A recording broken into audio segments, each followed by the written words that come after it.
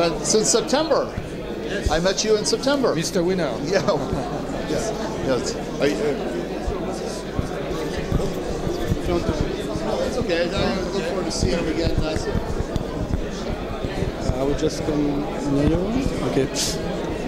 Okay. You are from United States. That's right. Okay. Okay. Yeah, outside Chicago. Okay. And Rob Hoffman. It's your name, Rob Hoffman. Rob Hoffman. Okay. Okay. So we are here at the Salon de l'Analyse Technique with Rob Hoffman from United States. So here people don't know you very well. So I will let you introduce you. Since when are you on the market? What are your background and other things if you want to tell us? Sure. I've been in the markets actually since the 1990s. I got my start in the equity markets and eventually transitioned over into the futures markets later in the 90s when the Dow futures became popular, because with my equity analysis I used to enjoy watching the Dow Jones Industrial Average to see which way stocks were going to go the next day. Well, when the Dow futures came out in the late 90s, I went ahead and I thought, wow, this is great. Then I can focus on one thing versus hundreds of stocks. So over time, I transitioned a lot more of my efforts and my work into the stock index futures. So I was trading the Dow futures and the S&P futures. Now, that was great, but in the early 2000s, with high-frequency trading, more and more computer trading becoming more and more popular, the ranges just weren't there like they used to be early on in the earlier 2000s. So over the course of the early 2000s here, I started focusing on the euro, Japanese yen, basically the currency markets, as well as gold and crude oil as well. So now I have a much more diverse asset base that I'm trading. I'm trading equities, I'm trading Forex, the futures, and also some options trading as well. So over the years, as you know, some markets go slower, then I like to have other markets that can take their place. Okay. And do you think it's a good thing that there is more market and it's more easy to trade several places, or it's a bad thing? Because if we look about the result of the particular or the single traders, I mean not the professional traders, the results are not good on the long term. Just a few people win. When they win, they can win a lot of money, but the majority, they lose money. So what do you think about this statistic, and do you think it's a good thing to make more democratic the trading? Yeah, well, first of all, I really like the idea of trading becoming much more easier to assess for the individual trader. There's more information for traders and more access to trading information and trading tools than there ever has been. Back in the late 90s, you could only get professional trading tools from a select few sources as an individual retail trader. Now, these days, a retail trader has most of the tools to their disposal as a professional trader would have on an institutional level.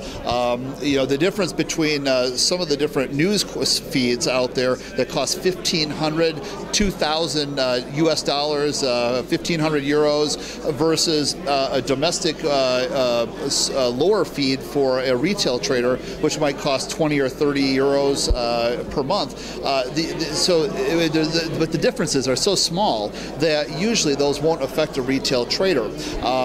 And so the analysis techniques that are available on most free charting platforms or low-cost charting platforms are so great for the retail trader. They now have a much better chance of success than they've ever had. And what I have seen is that there is still a very high failure rate in the trading industry, and I think you commented somewhat on that. But what I've seen, the overall trend to me seems to be that there's less people failing and more people going ahead and staying in the business longer and actually having a better chance to find an instrument that they like. Before, like in the United States, the things that were popular, you either had to trade these stocks or you had to trade like the S&P futures. Now, it's so much easier for people to trade the grains, the bonds, gold, currencies, Forex. Forex is very popular here in Europe, but it's still coming of age over in the United States. So people are finding now things that fit their psychology, their personality, by having choices, versus before, in a less democratic fashion, you were stuck with less choices. I've seen when traders find something that fits their psychology, their personality, that they tend to do better. Okay, so now I will let you present us your website and your academy, so becomeabettertrader.com. So what is that? It's a school, it's online, or it's on the offices, and how French people can know more about that and go to this kind of services? Yeah, no, that's a great question. Actually, I have French students in my room. I had French students that have come up to here who watched me, here in last September for the competition, who then joined on to my newsletters. My newsletters are international. And so is my live trading room. It's online. Virtually everything I do is available online, except if I do like private mentorships where people come to me, to my office for 5 days, then they have to come to me. But I do those in Europe as well. I did one last September in the United Kingdom, and people from Italy, Belgium, France, this region all came to the United Kingdom one. So, but primarily my nightly newsletters, I have a free one, which I always encourage people to go ahead and join, because then they can always send me questions. Hey Rob, could you look at this market? Can you look at that market? So I try to look at diverse markets in my free nightly newsletter. Then I have more of a professional newsletter, which is actually for very serious day traders, and then I have a swing trading / investing newsletter as well. Thank you, sir. And so basically what we go ahead and we do is we find ourselves being able to service different people, even of different languages, because if they do struggle to understand me, they can replay the video over and over again to understand what I'm saying in general. And then my live trading room, where I actually trade live in front of people, just like I did in the competition in September, is right there on the screen. They see my charts, they watch me trade live, and they ask me questions. And so even if there's a little bit of a language barrier, they can always ask the question, and then I repeat the question until I get it right. So even people that our English is not their first language, we have several of those from Europe that are part of our room and a part of our educational process. So it's not just for people in the United States. Okay, so to finish, so as you said, in September you won the championship. You was the first, right? That's right. So that means your vision of market was good. Honestly, I don't know exactly what are your results and etc. But the fact you won last time, French people think you have a good analysis and view of the market. So to finish, can you tell us what is your vision of the market, maybe the American market right now, because we are on the historical highest level. Yep. So what do you think about that on swing and on short term? Sure. The primary thing that I've been saying since January in those newsletters that we talked about, and you can go back and watch the old ones, as far as I'm concerned, I'm not willing to say that this market is dead, that it's over, that it's too high. Markets can be too high for a very long time. They need to go ahead and pull back, they need to refresh, and we've had that a couple of times already since the beginning of the year. We've had some very small, very quick pullbacks, and then the market went to new highs again.